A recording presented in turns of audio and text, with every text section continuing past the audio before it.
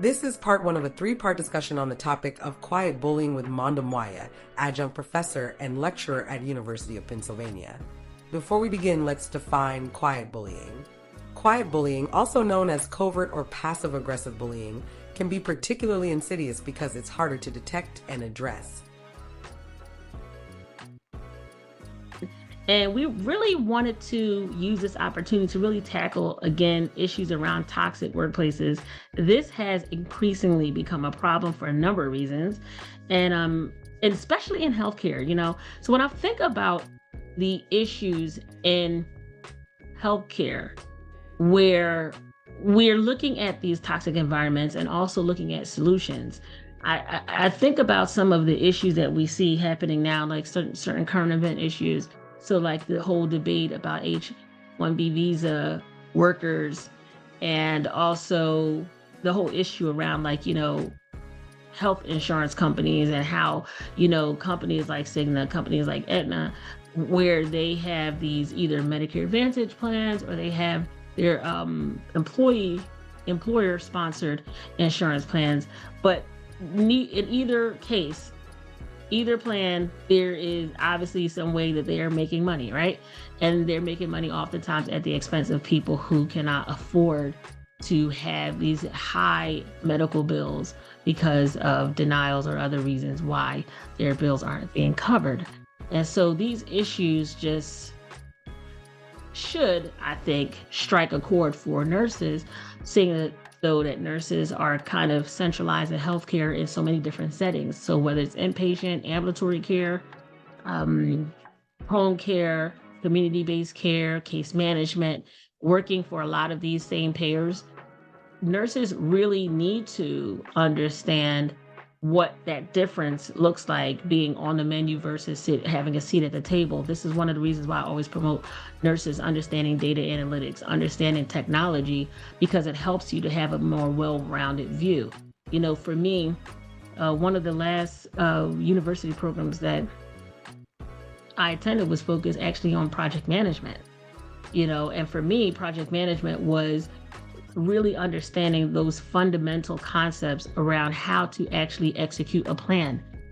Nurses need to understand this. And so unfortunately, because these kind of these kind of factors, these elements within decision making is not really part of the nursing curriculum. Oftentimes nurses are trying to solve problems with so many blind spots. And so this also feeds into the topic that we're having for today, which is quiet bullying and that toxic workplace. So let's start talking about what quiet bullying is. And let's be clear, quiet bullying and let's just say regular bullying, there's a distinct difference. With quiet bullying, what you really see is the covert or passive aggressive bullying behaviors. They can be insidious and very hard to detect and therefore hard to address. And some of the most common signs that you will see of this kind of behavior, and if I say any of them that strikes a chord, just think about how that experience made you feel. So for example, exclusion, subtle insults, gossip, sabotage, nonverbal cues, micromanagement.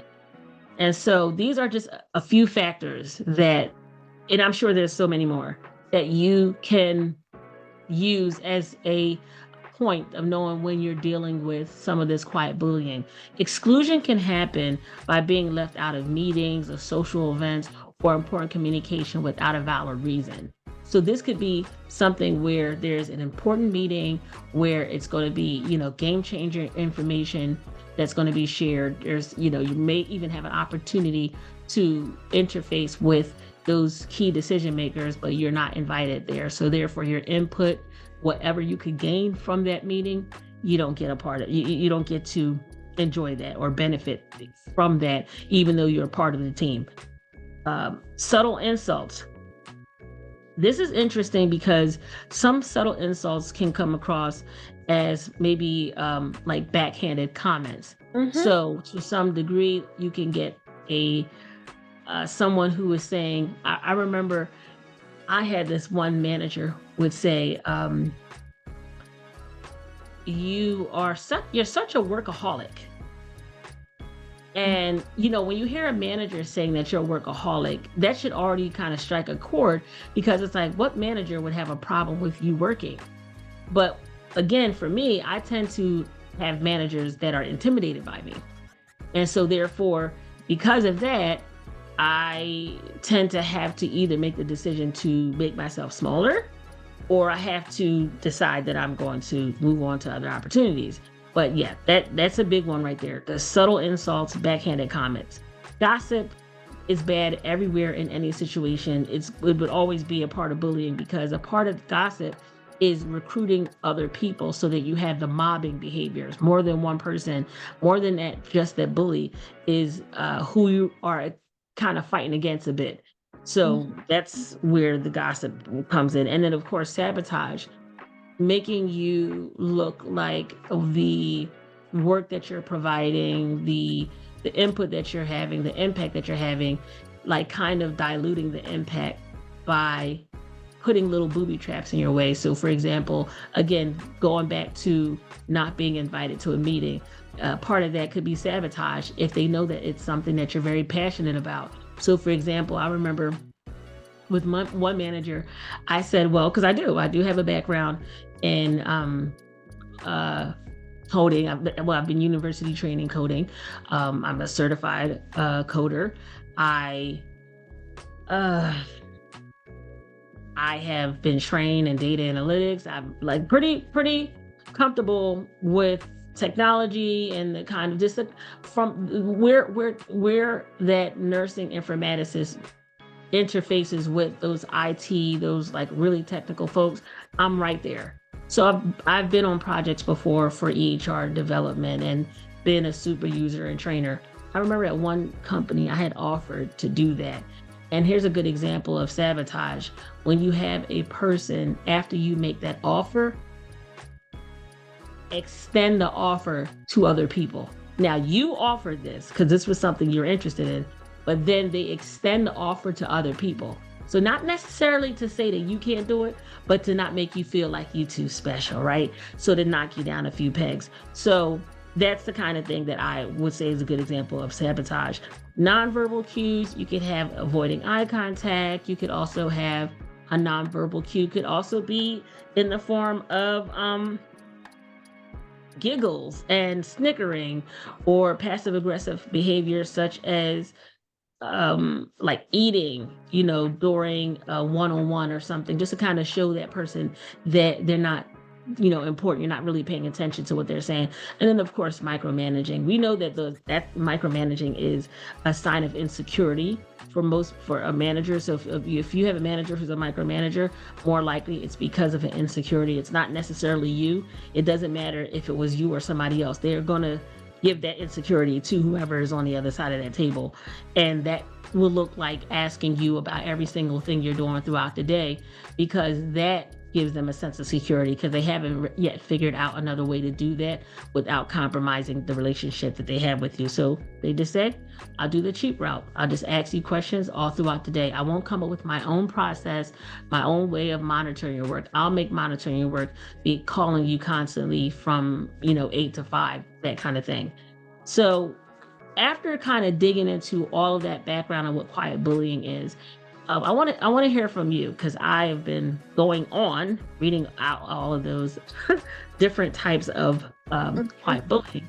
So I want to hear from you. What are some experiences that you've had with quiet bullying? If any of the Okay, what I read before. Yeah, most of the things you've touched on. Thank you for having me again. I'm so glad to be here, because this platform, I think, for me, I wanted to be able to help others in our profession capacity, especially people of color, because we don't have a safe space, and to me, this is a safe space. I think I had mentioned to you that I was a manager at a certain nonprofit organization. And this nonprofit organization, it's based in Philadelphia. It claims to be interdiversity. That's as close as I am going to get to the name. But if somebody wants to Google them, they'll find out, And all these things were happening to me, but I didn't understand.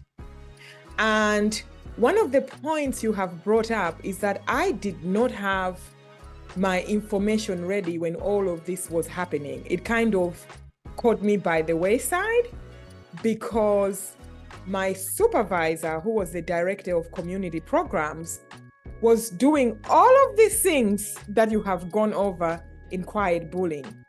For example, she would meet with my team and give them a different message than what she was giving me. This is called divide and conquer. I'm sure you've read some of the, like Roman tactics, right? Yes. So what you do is you put somebody's team who is under someone's supervision. You start telling them negative things. Okay. One of the things she actually pointed out, and I thought this is a joke. She was like, when you're writing your emails, you need to be more whatever. And I was like, here I have been working professionally for 16 years, right? In the professional specter, right? And I have never had anyone criticize my email or how I wrote it or whatever it is. But I had been naive, I didn't realize that actually, this was normal at this organization. And when I went back, after I left and went back and looked at their Indeeds and their Glassdoor, and that's all it said, is that this was a toxic work environment. Another thing, you mentioned acceptable insults. She told me verbatim, she said to me, you don't know what real hood life is because you seem very apathy. And when I was telling my caseworkers that no, we need to have a criteria, we need to have a spreadsheet, we need to be asking questions. If someone comes in here for a stove, we need to find out how can they sustain themselves and keep themselves going, moving forward. Because when I started looking at the data, I started seeing that it was a revolving door of the same people, right? It defeats the purpose. Oh no, apparently I was too wealthy. I didn't know what struggling was. Mind you, Raquel, I brought up my two sisters when I was an illegal immigrant, okay? Because I had overstayed on my visa. And I brought up these two younger sisters without welfare on my own hard-earned money, okay? And there were days we went without food, but I never felt entitled. So when she had picked me for the position, I had told her all of this. I had expressed her all of this. But what I realized was I was just a placeholder. I don't know if you have ever come up in situations where people hire you to keep the money and the funding, but they're not really interested in you sustaining the position for you. Right. One of the other things too that she would do, she would, leave me out of meetings. She would not invite me to meetings. She would leave me out of meetings, which should have been a red flag for me. But I don't know. I think I had like pink flags in my head, like, oh no, maybe we're just trying to get to know each other and things like that. And she would deliberately withhold information. This job was a government contract job. I was not trained, right? I know, this is one of my pet peeves, right? I always go back to training, maybe because I'm an educator, by profession. I was not trained on how you work the system. I was not trained on what of the requirements. I was handed a folder and say, oh, this is what your job is. And I was supervising 6 direct reports when I was only supposed to work with 3 direct reports.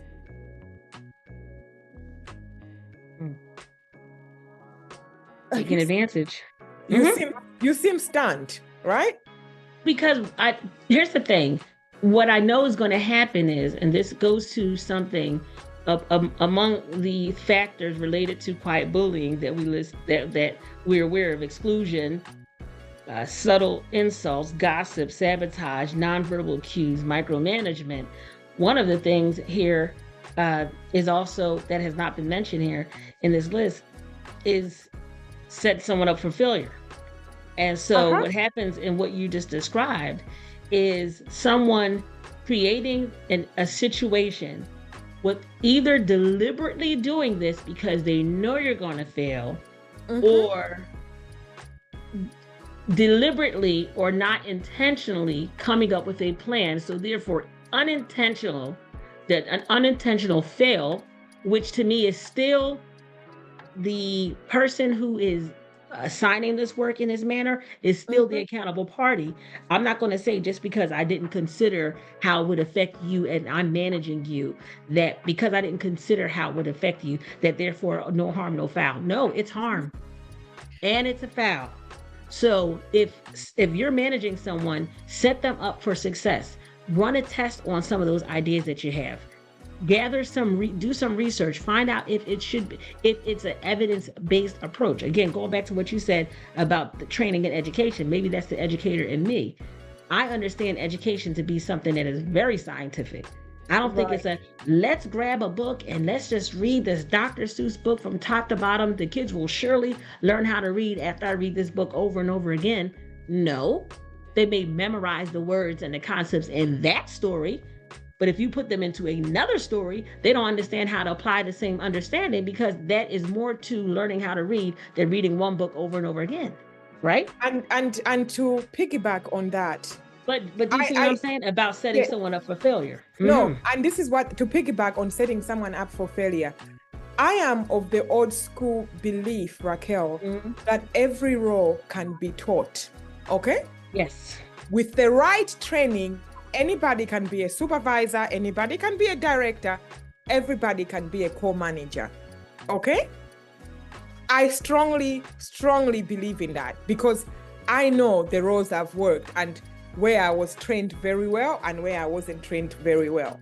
Case in point, I had never taught a class when I first started teaching Chichewa at the University of Penn. But Penn has such high standards that they made sure to train me thoroughly. They trained me so thoroughly that one of my supervisors came up to me and said, "But you don't have a PhD. How do you teach like this?" Are you understanding my point I'm making? Oh, it's called setting someone up for success. So what happened is somebody already took that long walk. They documented what they were doing. Somebody came behind them, took that long walk, documented what they were doing. Is like the scientific approach. So they have a hypothesis. This is most likely the best way to approach this, even if the person doesn't have a degree. Anybody that comes into this role, they can come straight out of high school. In fact, a lot of these entertainers, rappers, you hear them saying that they're teaching a course or they're about to do a lecture at a university, and you wonder, well, what is Nicki Minaj going to do over there? What is Nas going to do at Penn or Yale, or where are these people? Or Harvard, or Princeton, or whatever. What they're doing essentially is somebody has already tested out that lesson plan. They know the lesson plan can be executed.